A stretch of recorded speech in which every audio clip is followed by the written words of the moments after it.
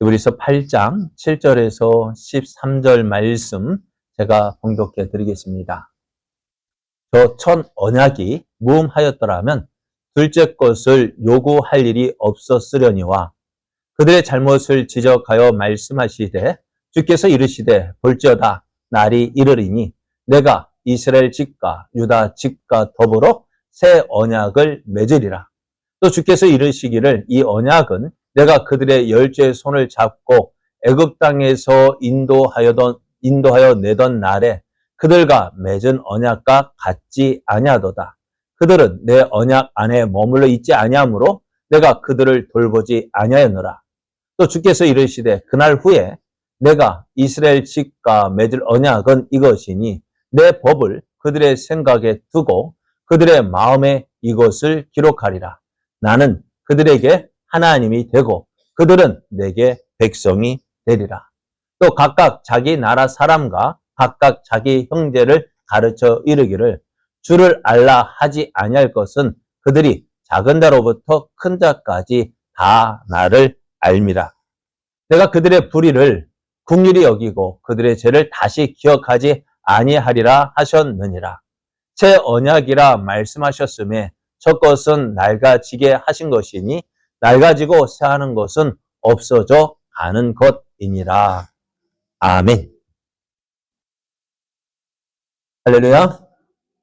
11월의 가을 날씨가 몸을 움츠리게 하고 있습니다.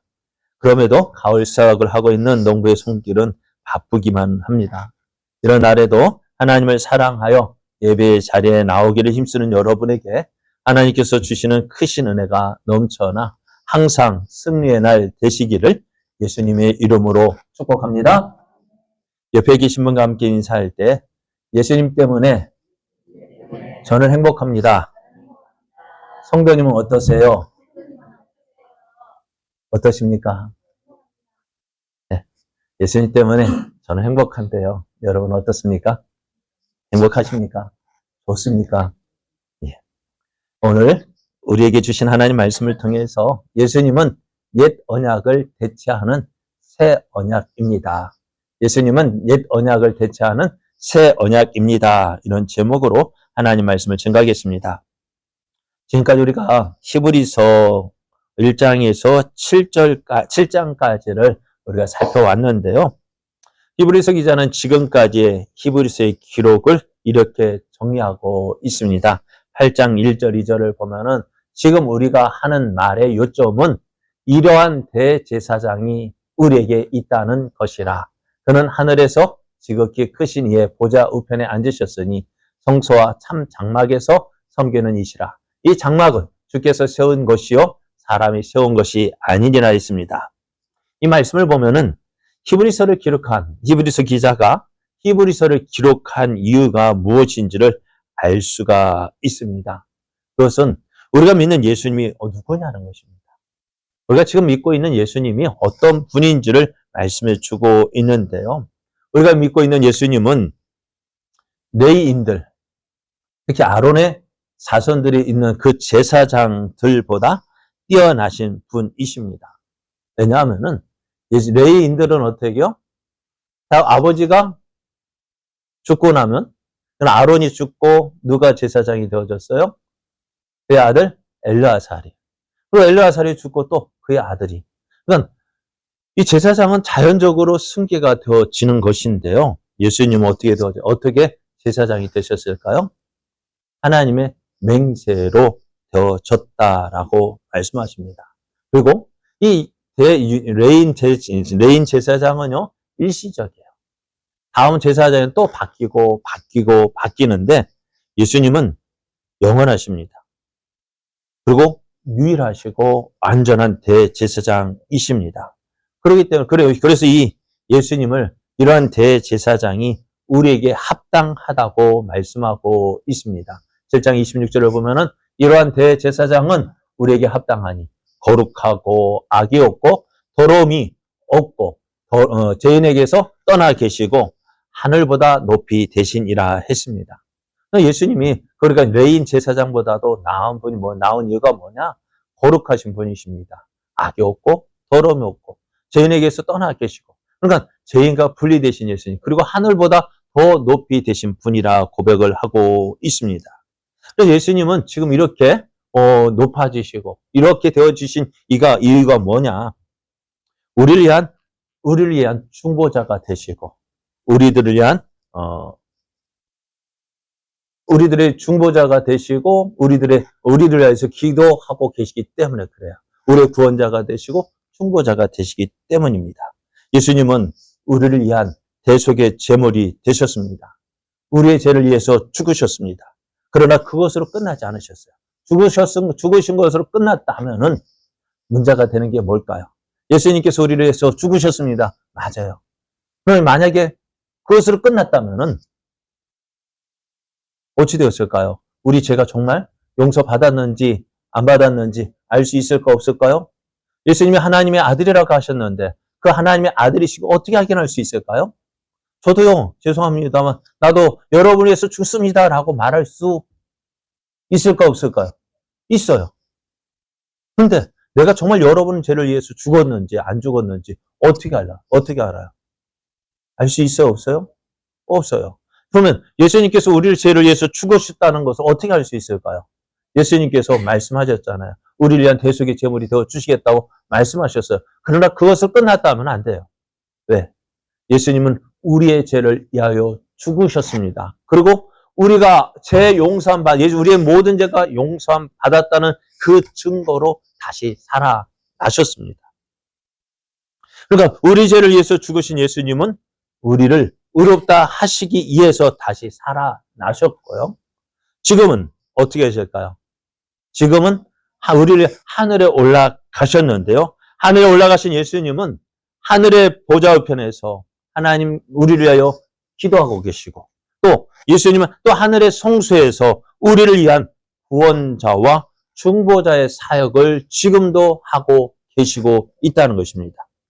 예수님은 우리 인간들을 위한 중보자로서 이 세상에 오셨습니다. 거룩한 하나님과 창세전에 택하신 하나님 백성들 사이에 거룩하면서도 완벽한 인간으로서의 중보자가 요구가 되어졌는데요. 그래서 예수님께서는 완벽한 하나님이시면서 또 완벽한 인간이 되어야 했던 이유가 바로 여기에 있는 것입니다. 여러분, 죄인이 범죄한 인간들이 하나님 앞에 나갈 수 있을까요? 없을까요? 없어요. 왜요? 지금 하나님 거룩하신 분이기 때문에요. 그래서 하나님께 나아가기 위해서는 어떻게 됐을까요? 중보자가 필요합니다. 예수님께서 자신의 몸을 화목제물로 바치실 때 비로소 하나님의 진노를 누그러뜨릴 수 있게 되었습니다. 이것을 통해서 하나님과 인간 사이에 궁극적인 화해가 이루어집니다. 그래서 사도 바울은 디모데에게 보낸 편지에서 이에 관해서 이야기를 하고 있는데요. 하나님은 한 분이시요. 또 하나님과 사람 사이의 중보자도 한 분이시니 곧 사람이신 그리스도 예수시라. 그가 모든 사람을 위하여 자기를 대속물로 주셨으니 기약이 이르러 주신 증거니라 라고 말씀해요. 이 말씀에서 하나님은 오직 한 분이라는 사실과 또 하나님과 인간 사이에 하나님과 사람 사이에 중보자도 누가요? 한 분이신데 누구라고요? 이 사람이신 예수 그리스도라고 말씀합니다. 그러니까 하나님도 한 분이신데 또 하나님과 인간 사이의 중보 사역을 감당할 수 있는 분도 오직 한 분밖에 없다는 사실을 바울은 강조하고 있고요. 이 중보자가 누구냐? 사람의 몸을 입고 이 세상에 오신 성자 하나님이신 예수 그리스도이십니다. 우리는 예수 그리스도 외에 어떤 중보자도 존재하지 않는다는 사실을 분명히 기억해야 합니다. 우리를 위한 중보자는 다른 것이 없습니다. 하나님의 말씀을 모독하는 현대 신학자들 가운데 예수 그리스도 외에 다른 중보자가 있다라고 이야기를 하는 사람이 있습니다. 그들은 예수님 외에도 하나님께로 나아갈 수 있는 길이 많이 열려 있다고 주장합니다. 정상 산 위에 올라가는 길이 하나밖에 없을까요? 어떨까요? 우리 지리산 천왕봉에 올라가는 길이 그리고 우리 구례에서만 올라가는 길만 있으면 얼마나 좋겠어요. 왜요? 관광객이 다 지리산 천왕봉 가려면 우리 구례로 와야 되니까요. 그런데 그렇지 않더라고요. 함양에도 있고, 남원에도 있고, 산청에도 있고, 하동에도 있고, 곳곳마다 다 있어요.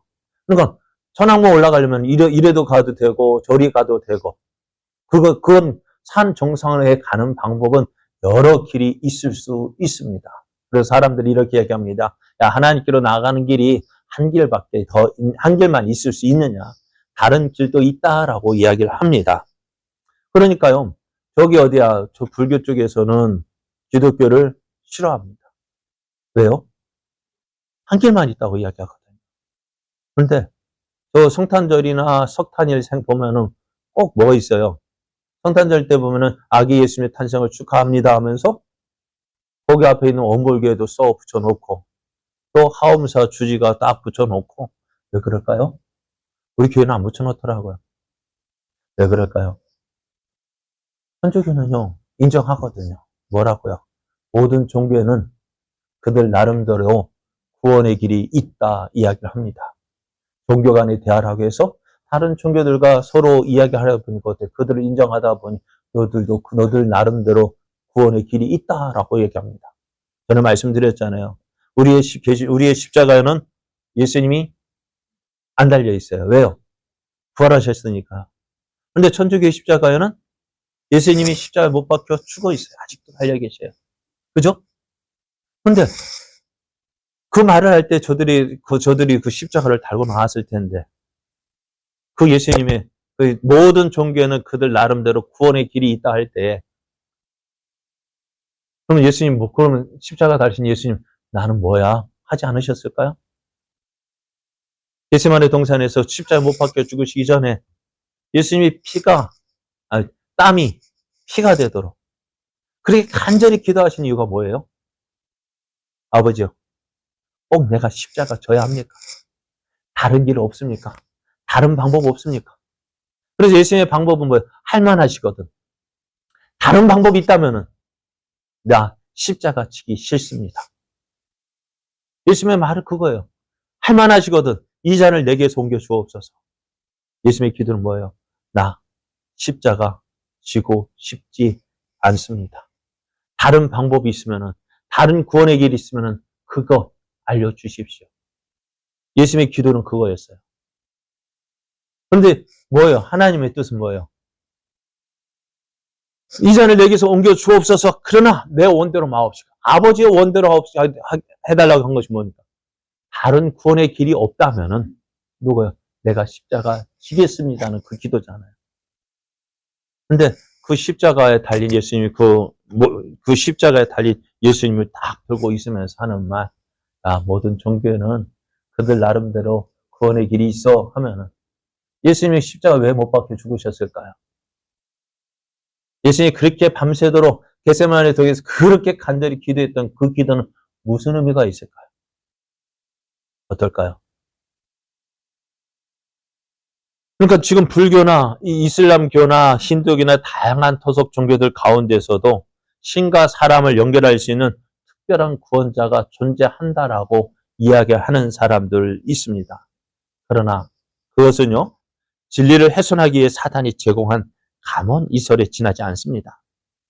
또 어떤 사람은 예수님의 그 십자가, 예수님의 구원 사역이 온전히 이루어지지 않았다. 누가 얘기합니까? 안산홍이라는 사람이 하나님 아버지 자칭이에요. 하나님 아버지라는 안산홍이라는 사람. 예수님이 이 땅에 와서 공생 몇 년 동안? 3년 동안 했잖아요. 자, 그런데 다윗이 몇 년 동안 왕에 있었어요? 40년. 사울이 몇 년? 40년. 솔로몬이 몇 년? 40년. 이렇게 40년 있었어요. 그러니까 그거 보면서 이 안산을 하는 사람, 예수님 3년의 공생에 살았는데 내가 그것을 이루어 왔다. 예수님의 그 구원 사역이 불완전한 겁니까? 예수님께서 십자가 못 박혀 죽으셨을 때 다 이루셨다 말씀했는데 그럼 그 말은 거짓말입니까? 그러니까 많은 사람들이 예수님 외에 다른 길이 있다라고 이야기하고 또 예수님의 그 십자가 구원 사역으로는 부족하다, 미완성이다. 그래서 내가 이루러 왔다. 그렇게 말하고 있는데요. 여러분 속아서는 안 돼요. 예수님은요, 당시 유대인들이 볼 때 참 교만하다 할까요? 그런 소리를 함부로 하셨어요. 그것 때문에 미움을 받기도 했습니다. 예수님께서는 오직 자기만이, 예수님만이 죄에 빠진 인간들을 구원할 수 있는 유일한 길이라는 사실을 온 세상에 천명하셨습니다. 그래서 예수님이 이렇게 말씀하시잖아요. 요한복음 14장 6절을 보면은 예수께서 이르시되 내가 곧, 한번 해보시죠. 내가 곧 길이요 진리요 생명이니 나로 말미암지 않고는 아버지께로 올 자가 없다고 했어요. 예수님 뭐라도 요한복음은 나는 양의 문이라고 했어요. 문을 통하지 않는 이는 뭘까요? 문을 통하지 않고 그 안으로 들어가려는 사람은 누구일까요? 다 도둑이라고 했어요. 그래, 하나님 나라로 들어가려면은 어디를 통해 들어가야 돼요? 문을 통해서 들어가야 되는데, 문을 통하지 않고 들어가는 사람, 들어가려는 사람은 뭐라고요? 도둑이라고. 이것은 배타적인 의미를 가지고 있는 거예요. 다른 거 허용할 수가 없는 거예요. 만약에 우리도 저 불교에서 인정받기 위해서 내가 곧 길이요 진리요 생명이니 나로 말미암지 않고는 아버지께로 올 자가 없다라는 이 말씀을 그냥 모른 척을 지웠다고 해봅시다. 이것이 그러면 다른 것을 이용하려면은 이 말씀이 잘못됐다라는 것을 인정해야 되죠. 그죠? 왜? 저 불교에도 구원이 있다 한다면은 이 말씀은 잘못된 거잖아요. 요한복음 14장 6절 잘못된 말씀이죠. 그렇게 되어지면은요. 또 사도행전에 보면은 천하 인간의 구원을 얻을 만한 다른 이름을 우리에게 주신 일이 없다고 했는데 그것도 거짓말이 되어져요. 지금 쉽게 성경은 우리가 진리라고 알고 있어요. 그죠? 잘못된 것이 없다라는 것으로 믿고 있어요. 그런데 다른 교회도 다른 종교도 구원의 길이 있다라고 말한다면은 우리가 알고 있는 14장 6절, 요한복음 14장 6절, 사도행전 천하 인간 그 말씀이 어떻다고요?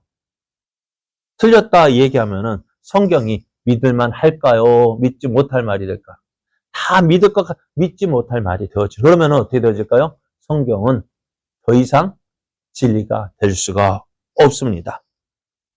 그래서 이 사실을 우리는 믿고 있어요. 오직 예수 그리스도 외에는 다른 길은 없어요.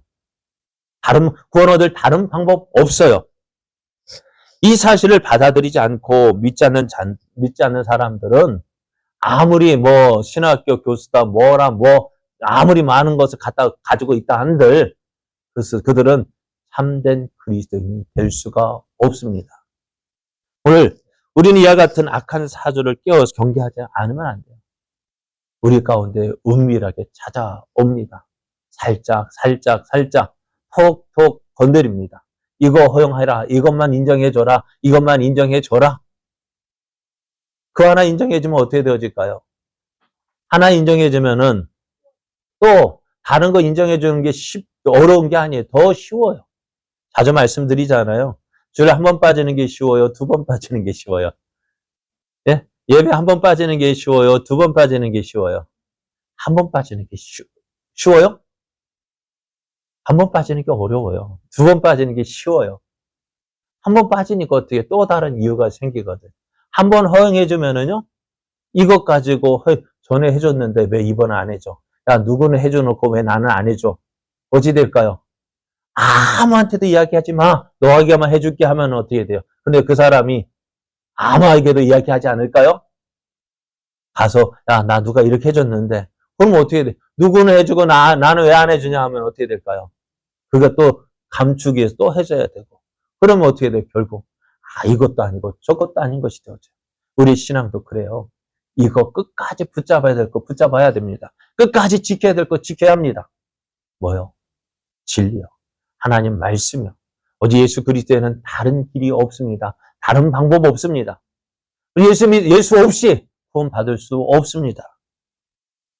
하나님은 이 땅의 중보자이신 메시아이신 예수님을 보내기로 작정하시고 구약 성경을 통해서 끊임없이 말씀하셨습니다. 그것은 이스라엘 백성들을 위한 첫 번째 언약으로 주어졌는데요. 구약시대 하나님의 택함을 받은 성도들은 그 언약을 통해 장차 오실 메시아를 기다리는 가운데 살아갔어요. 그런데 언약의 자손들 중에는 그에 관해 오해하는 자들도 많이 있었습니다. 이들은 장차 사람의 몸으로 이 세상에 오실 그 메시아로 오실 그 하나님의 아들을 소망하지 않았습니다.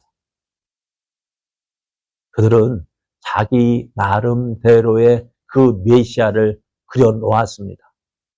성경에서 말씀하고 있는 그 메시아를 기다리고 있는 것이 아니라 내가 이런 분으로 오실 거야 하고 자기들이 만들어 놓은 메시아를 기다렸던 거예요. 그런데 지금 어떻게 해요? 그들이 그리고 있는, 그들이 소망하고 있는 그런 메시아 상가, 정작 성경에서 말씀하고 있는 메시아는 다른 모습이었어요. 자, 이스라엘 백성들은 어떻게 살았느냐? 이 땅에서 세력을 가시하며 만족스러운 인생을 누리는 것에 집착했습니다.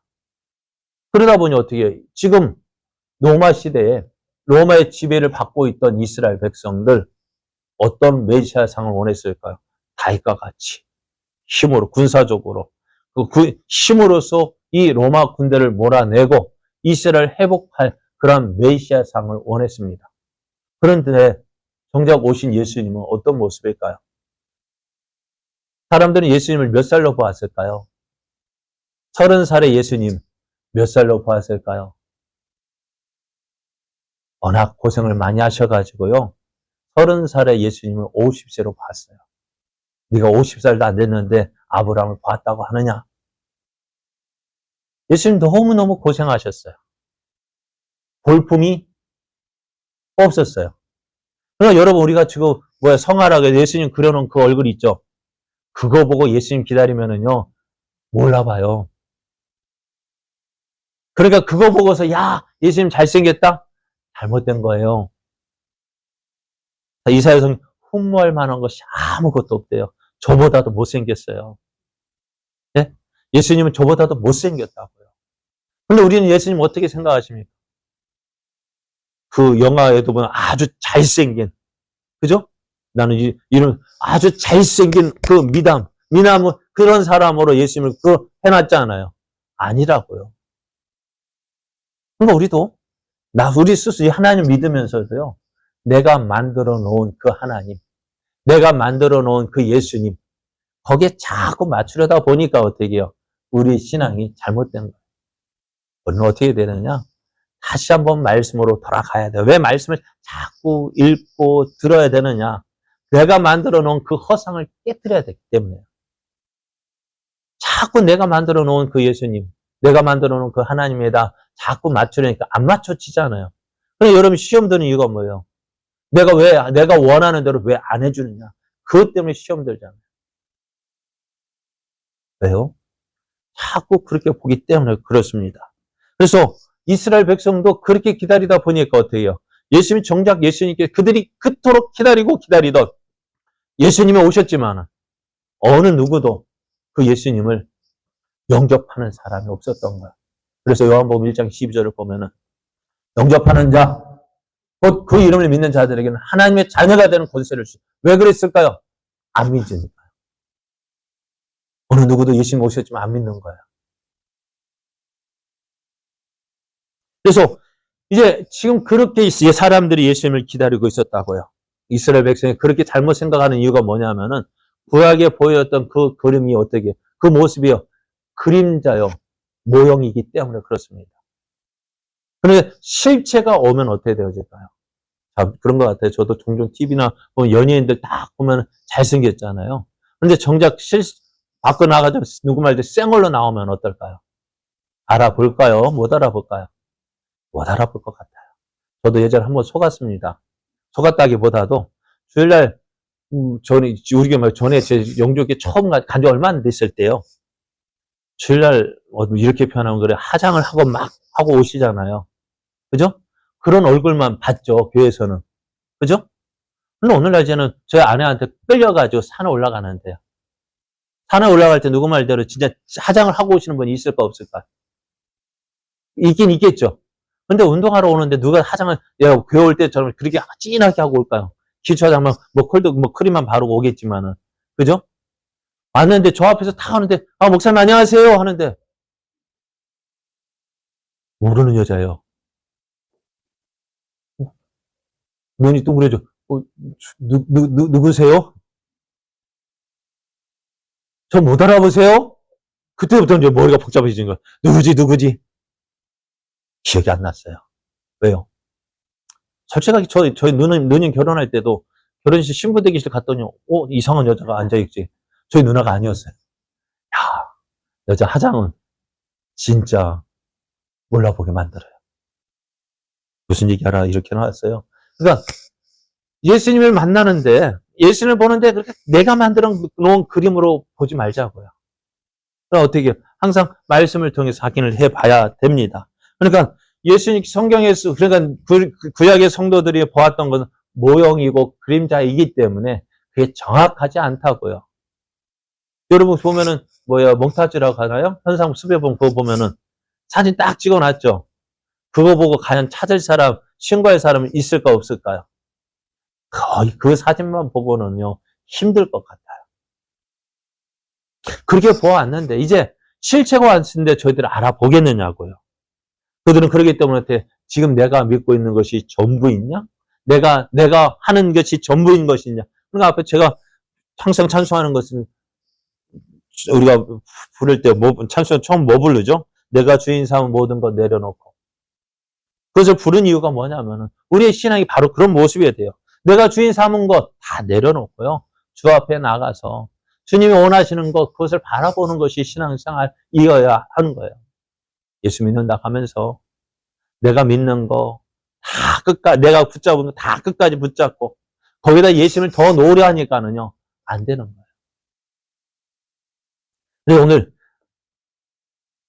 구약의 모습이 바로 그런 모습이었습니다. 그래서 히브리서 기자는요 구약에 기록된 첫 언약이 온전치 못하다는 사실을 언급했습니다. 왜요? 모형이기 때문에, 그림자이기 때문에 그렇습니다. 그래서 첫 번째 주어진 언약은 장차 오게 될 언약에 대한 예언과 약속의 성격을 지니고 있었음을 말해주는데요. 그래서 참된 이스라엘 백성이라면 당연히 장차 임하게 될 더 좋은 언약을 기다리고 있어야 합니다. 예수 그리스도를 통해 허락된 새 언약은 구약 이스라엘 백성들이 출애굽했을 때 맺은 언약과 같지 않습니다. 구약 시대에 살았던 성도들은 하나님의 율법을 지키며 장차 일어나게 될 약속을 바라보며 살았는데, 그때 그들이 가지고 있는 율법은 어디에 기록되었을까요? 돌판에 기록되어져 있습니다. 그런데 돌판이 기록된 거 다 할 수 있을까 없을까요? 그래서 하나님은 이스라엘 백성들에게 뭐 하라고 하셨어요? 옷 끝에다가 술을 달고, 그죠? 끈을 달아서 뭐 하라고? 말씀을 기억하라고 했지만은 그게 기억이 될까요? 안 될까요? 안 되는 거예요. 그래서 언약에 따라 이 땅에 오신 예수 그리스도의 십자가의 사역으로 인해 하나님의 자녀로 부르심을 받은 자들은 옛 언약에 머물러 있는 것이 아니라 새 언약 가운데 머물며 존재합니다. 자, 하나님께서 하나님 백성들과 맺으신 새 언약은 이렇다라고 하나님께서 말씀해 주셨는데요. 그들의 잘못을 지적하여 말씀하시되 주께서 이르시되 볼지어다 날이 이르니 내가 이스라엘 집과 유다 집과 더불어 새 언약을 맺겠다고 하시면서, 그 언약이 뭐냐? 주께서 이렇게 나는 그들에게 하나님이 되고 그들은 내게 백성이 되리라는 그 언약입니다. 나는 그들에게 하나님이 될 것이고 그들은 내게 백성이 될 것이라고 말씀하셨는데요. 이 언약이 교회에 속한 성도들의 생각 가운데 자리매김하게 되고 저들의 마음판에 기록될 것이다 하셨습니다. 10절 그 말씀을 다시 한번 보면, 또 주께서 이르시되 그날 후에 내가 이스라엘 집과 맺을 언약은 이것이니 내 법을 그들의 생각에 두고 그들의 마음에 이것을 기록하리라 하셨습니다.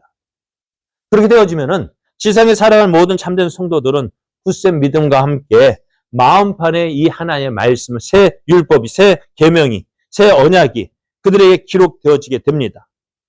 하나님께서 저들의 마음판에 직접 그것을 새겨두게 되는 것입니다. 그래서 바울은요, 고린도 교회에 보내는 두 번째 편지에서 변할 수 없는 성도들의 정체성에 관한 내용을 언급했는데요. 이렇습니다. 너희는 우리의 편지라. 우리의 마음에 썩고 그 사람이 알고 있는 바라. 너희는 우리로 말미암아 나타난 그리스도의 편지니 이는 먹으로 쓴 것이 아니요 오직 살아계신 하나님의 영으로 쓴 것이며 또 돌판에 쓴 것이 아니요 오직 육의 마음판에 쓴 것이라 했습니다. 이 말씀은 하나님의 자녀들이 사도들의 편지라는 사실을 말해주고 있습니다. 그 내용은 사도들 자신의 마음에도 기록되어 있고 그래서 많은 사람들이 알고 있습니다. 이처럼 성도들의 마음에도 사도들이 가지고 있었던 그 마음, 그 내용을, 그와 같은 내용이 여러 사람들로부터 읽혀져야 할 편지로 기록되어져 있다는 거예요. 교회에 속한 성도들의 마음에 새겨진 그리스도의 편지는 펜이나 목으로 쓴 것이 아닙니다. 그것은 하나님의 영으로 새겨 기록한 것입니다. 나아가 그것은 돌에 써서 몸에 지니고 다니는 것이 아니에요. 여러분 한번 보세요. 돌이라지만 우리 지금은 종에 가지고 있기 때문에 옛날에는 성경책이요. 예수님 당시에는 성경책이 뭐만 있었을까요? 구약만 가지고 있었죠. 구약만 있었죠. 모세오경부터 말라기 선지서까지. 근데 이것을 한 권으로 가지고 있을 수 있는 사람이 있었을까 없었을까요? 거의 없었을 거예요. 그리고 가지려면 어떻게 그걸 다 하나씩 필사해서 옮겨야 되는데요. 또 그때는 뭐에다 썼어요? 양 가죽에다가. 또 파피스는 종이로서는 그 오래 가지 못하기 때문에. 그런데 지금처럼 성경이 우리에게 가까이 있는 벽도 그리 오래되지 않았어요. 또 지금은 어떨까요? 이 성경책 들고 다니기도 귀찮아서. 어디에 넣고 다닐까요? 스마트폰에 넣고 다니잖아요. 그런데 그게 들고 다니는 것이 중요한 것이 아닙니다. 그것을 어떻게 해요? 알고 그 말씀대로 행하는 것입니다. 그것을 또 그 사실을 어떻게 무 사람들이 드러내는 것이 중요한 것입니다. 오늘 하나님은요, 우리를 통해서 이런 하나님의 은혜를 전하기를 원하셔요. 어떻게 전해야 될까요? 하나님의 복음은 온 세상 끝까지 전파되어야 할 것인데요. 그것이 어떻게 구약 성경에서부터 지속적으로 선포가 되어져 왔습니다. 그런데 이스라엘이 어떻게 해요? 자기만 이스라엘 하나님의 선민이라 해서 그 복음 전하는 것을 꺼려 했고요. 그러니까 하나님 다른 이방 족속에도 복음 전하는 걸 원하셨던 것이 뭐냐? 요나를 보십시오. 요나 어디로 가라 했습니까? 니느웨로 가라겠죠. 왜요? 하나님의 복음이요. 이스라엘에게만 제한되어져 있는 것이 아니란 것입니다. 그래서 창세전에 선택받은 모든 백성들은 시대와 장소를 초월해서 하나님의 특별한 부르심을 받게 됩니다. 거기에 소속된 민족과 남녀노소 빈부 귀천이 아무런 상관이 없습니다. 구약 시대 이사야를 비롯한 여러 선지자의 입을 통해서도 세계 만방에 복음이 전파될 것을 예언되어 줬는데요. 이제 부활하신 예수님, 제자들에게 이제 어떤 사명을 부여받고 살아 있는지에 대해서 말씀해 주셨어요. 그들은 온 천하에 다니며 만민에게 복음을 전파해야 했습니다. 그것을 믿고 순종하는 자들은 하나님으로부터 영원한 구원을 받게 됩니다. 하지만 그것을 거부하고 받아들이지 않는 자들은 멸망당할 수밖에 없어요. 그래서 마가복음 16장 15절 16절을 보면은 또 이르시되 너희는 온 천하에 다니며 만민에게 복음을 전파하라. 하셨고요. 믿고 세례를 받는 사람은 구원을 받을 것이고 믿지 않는 사람은 정죄를 받을 것이라 하셨습니다. 우리가 이 예를 어떻게 우리가 민수기를 보면 어떻게 되어질까요? 예수 믿는 거 어려운 일일까요? 쉬운 일일까요? 자, 이렇게 해볼게요. 불뱀에 물린 사람들, 그죠? 불뱀에 물린 사람들에게 하나님 원하신 것이 뭐였어요?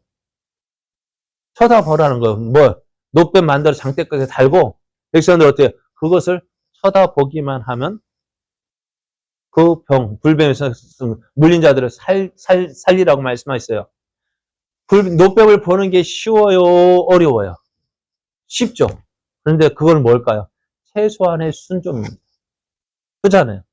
하나님 말씀을 믿고 최소한의 순종하고 그거 눈 한번 못 돌려줍니까? 그건 대단한 것입니까만은 그게 뭐예요?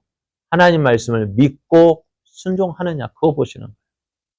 예수 믿는 거 참 어쩌면 쉬운 일인데 그 쉬운 것조차 안 하니까 어떻게 돼요? 구원받지 못하는 것입니다. 예수님의 그리스도의 존엄한 이름은요. 예수님의 십자가 사역에 더불어 온 세상에 선포되어야 합니다. 그것이 모든 인간들에 대한 구원과 심판의 근거와 기준이 되기 때문입니다. 그렇게 되면은 세상은 더 이상 자신의 죄를 핑계대지 못할 거예요. 왜요? 간단한 거, 그 노뱀을 바라봐. 얼마나 간단해. 너 살고 싶어? 불뱀에 물린 자들에게 너 살고 싶어? 뭐 해야 돼요? 쳐다만 봐. 우리가 죄에서 하나님의 영원한 심판받아 불못에 들어갈 우리들 향해서 하나님이 원하시는 것이 뭘까요? 믿기만 해. 십자가에 달린 예수님이 내 죄 때문에 죽으신 거 믿기만 하면 우리 모든 죄 용서함 받고 구원함 받고 하나님의 자녀가 되어지는데 최소한의 순종이에요. 네? 최소한의 순종이잖아요. 그것만 제가 전도할 때 쓰는 게 있는데요. 교통사고가 났어요. 근데 뭐 해야 될까? 사고가 났으면은 피해자와 합의를 봐야 돼요. 합의를 보지 않으면 어떻게 될까요? 형사처벌을 받아요. 그 형사처벌 아마 예를 들어 2년 동안 교도소에 가게 된다면 어떻게 할까요? 교도소 갈래요? 합의 볼래요? 합의 보는 게 나을까요? 교도소 가는 게 나을까요? 아무리 돈이 없다 해도 교도소 가는 것보다는 합의 보는 게 낫겠죠. 합의 안 본다고 하면 참 옆에서 뭐라 할까요? 미련한 사람이라 하지 않겠어요? 그런데요. 하나님 우리에게 영원한 지옥불에 너 들어갈래? 나하고 합의 볼래? 하신다면 어떻게 하실래요? 합의가 뭘까요? 또 내가 그 지옥 갈 수 있는 가는 길 피할 수 있는 방법 뭐예요? 예수 믿고 또 구원 받을래? 아니면 지옥 갈래? 어떻게 하실래요? 믿고 구원 받는 것이 가장 지혜로운 방법 아닙니까? 그래요. 오늘 하나님께서 우리에게 주신 새 언약이 바로 이것입니다. 거듭난 하나는 낡은 옛 언약에 매여 사는 것이 아니라 예수 그리스도 안에서 예수님께서 우리의 모든 죄를 대신 짊어지셨고 또 우리를 위하여 우리를 의롭다 하시기에 다시 살아나신 그 예수를 믿고 오늘 이 땅을 살아갈 때에도 오늘 우리의 중보자가 되신 예수님, 우리의 구원자가 되신 그 예수를 믿고 나아가는 것, 그것이 우리에게 주신 하나님께서 주신 새 언약이라는 것입니다. 그러면 오늘 이 사실을 나만 갖고 있는 것이 아니라 이 사실을 나가서 전해야 하는 것이 또한 우리의 사명입니다. 여러분 아무리 좋은 약, 암 치료제가 발견됐다고 합시다. 그 나 혼자만 알고 다른 사람에게 알리지 않으면 어떻게 할까요? 잘했다고 할까요? 못했다고 할까요? 그렇죠. 우리도 죄에서 구원함을 받는 방법 알았잖아요. 내가 그거 예수 믿고 구원 받았잖아요. 이제 어떻게 될까요? 다른 사람도 여전히 죄악 가운데에서 헤매고 있는 저들에게 나아가서 신약과 구약, 그 성경 말씀이 전해주고 있는 예수 그리스도를 전함으로 저들도 그 죄악에서 벗어나 저 영원한 하나님의 나라에 들어가게 하는 그 놀라운 은혜를 전해야 되지 않겠습니까? 오늘 예수님은 어떻게 옛 언약을 대체하는 새 언약이 되어 주십니다. 그래서 우리가 이 언약의 말씀이 있기에 어떻게 우리는 감사할 수밖에 없는 것입니다. 오늘 이 은혜를 받은 우리가 하나님께서 주신 은혜를 기뻐하면서 그 하나님을 날마다 즐거워하며 찬송하며 나아가는 우리들 되기를 원합니다.